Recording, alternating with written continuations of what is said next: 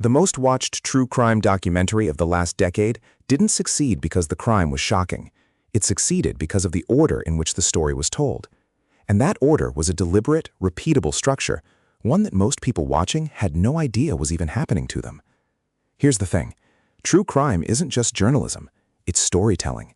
And the creators who build massive audiences aren't just finding better cases. They're using specific narrative frameworks that trigger something deep in the human brain. Today, you're going to learn all 7 of them.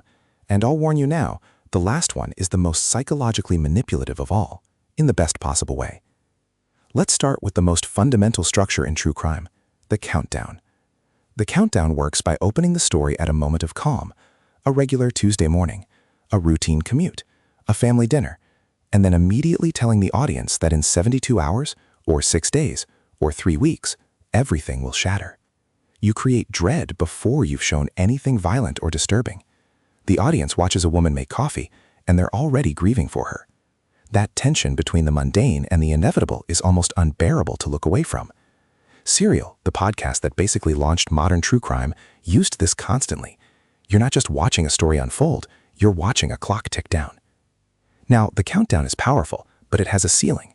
Once the event happens, the tension releases, which is why the second structure exists, the unreliable narrator. This is where you hand the story over to someone whose account of events cannot be fully trusted, and you let the audience know it early. It might be a convicted killer maintaining innocence, a grieving spouse whose story keeps shifting, or a witness whose memory is suspiciously lenient. The viewer becomes an active investigator rather than a passive audience member. They're not just watching, they're deciding. Making a Murderer used this brilliantly. You walk away from that documentary genuinely unsure of what happened, and that uncertainty keeps people talking, rewatching, and searching for more content for months. Here's something worth pausing on. The unreliable narrator and the countdown are often layered together. The clock ticks down, and the person telling you about it might be lying. That combination doubles the engagement almost instantly. The third structure is called the cold open twist, and it's shorter in application but devastating in effect.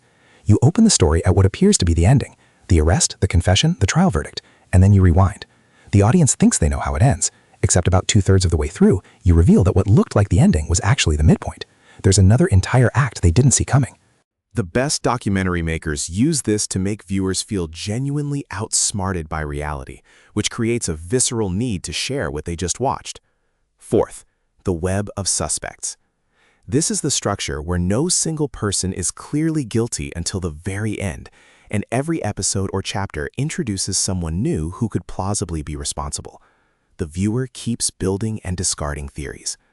What makes this structure work isn't just the mystery, it's that each suspect reveals something new about the victim, the community, or the world the crime happened in. The investigation becomes a lens. The Wire used this in fiction. The Staircase used it in documentary.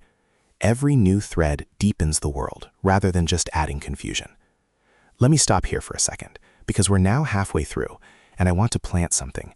The 5th, 6th, and 7th structures are where things get genuinely uncomfortable, not because the crimes are worse, but because of what these structures do to the audience's own psychology. Keep that in mind. 5th structure, the systemic failure arc. This one isn't really about the crime at all. The crime is the entry point. The real story is the institution, the police department that ignored evidence, the prosecutor who withheld records, the mental health system that failed someone for decades. What makes this structure so gripping is escalating moral outrage. Every new piece of information makes the viewer angrier. The crime was bad, but it didn't have to happen, and someone powerful knew that. Paradise Lost is the textbook example. You start thinking about 3 murdered boys, and you end up furious at an entire county's justice system. Righteous anger is one of the most powerful emotions for keeping someone watching. 6th, the survivor-led reconstruction. Instead of building the story from investigators, journalists, or narrators, you hand the architecture entirely to the person who lived through it. This structure forces the audience into an uncomfortable intimacy. You're not observing, you're accompanying. Every detail the survivor shares is filtered through their trauma, their memory gaps, their complicated feelings about justice and recovery. The story becomes nonlinear because trauma is nonlinear. And that authenticity creates a kind of trust in the audience that more polished third-person narratives simply can't replicate. I'll Be Gone in the Dark, Michelle McNamara's work, does this. You're not just learning about the Golden State Killer, You're inside someone's obsession with finding him, and that's a completely different emotional experience. Now, the seventh structure, the one I told you to keep in mind. It's called the Complicity Loop, and it's the most sophisticated, and honestly, the most ethically interesting framework in true crime storytelling. Here's how it works. The audience is gradually made to identify with someone who has done something terrible, not sympathize with the crime. Identify with the person. You're shown their childhood, their logic, the way the world looked through their eyes before the breaking point. And then the crime happens, and you have to sit with the fact that you understood this person moments before they did something unforgivable. This is not accidental. Creators who use this structure are deliberately engineering a moment of self-confrontation in the viewer. You realize that understanding is not the same as excusing, and that the gap between them is smaller and more uncomfortable than you thought. The documentary series, The Act, Joe Berlinger's work on Ted Bundy, even certain episodes of My Favorite Murder, they all weaponize this. When the complicity loop lands correctly, viewers don't just watch the content, they think about it for days. They recommend it to people. They come back. And that brings us to the real point underneath all 7 of these structures. None of them are tricks. They're all answers to the same question, which is, how do you make an audience feel something true? The countdown makes you feel dread. The unreliable narrator makes you feel uncertainty. The systemic failure arc makes you feel outrage. The complicity loop makes you feel implicated. Every structure is a different emotional doorway into the same room, the part of us that needs to understand why people do terrible things to each other.